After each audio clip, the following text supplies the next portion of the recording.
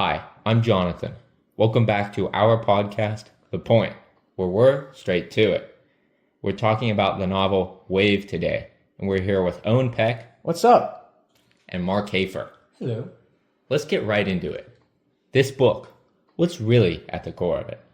Well, Jonathan, the author Sonali Deraniyagala went through a major tragedy which saw her lose her husband, 2 children, and parents just in a few seconds. The novel shows her grieving as it progresses and eventually turns into acceptance. She also doesn't tip around the ideas either. She's blunt and doesn't shy away from her real opinions. Mark, how is that shown throughout the text? She uses her prose as short and snappy, despite her ideas sometimes wandering a bit. She's very harsh on the people around her and herself.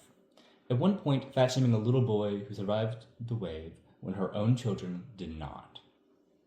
I personally thought it was a good choice to show the human side of her, as it allowed her to paint herself as having flaws and emotion. I mean, certainly, but her way of writing also had some drawbacks as well. In what way? Well, I mean, in the middle of the book, it feels a bit repetitive, but that's what a story about grieving really should be. She's showing how long she's taking in her emotional journey, not just explaining it with meaningless dates as the novel goes on and on. And how about you, Mark?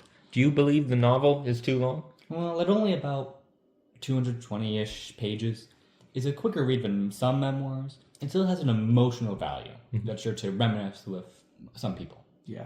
So it doesn't dwell on the tsunami much. No, only the first few pages are really any action, if you will.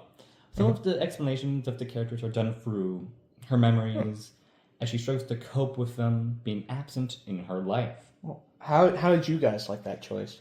I think it certainly brought the readers in, though starting the novel in such a quick way, while then wandering through ideas, is a little bit chaotic, as the readers were adjusted to the quickness. However, her prose does alleviate this some. Yeah, it's almost like she's speaking straight from her mind throughout.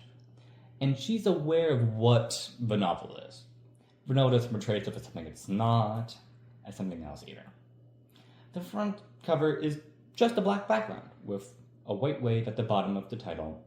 It's simple.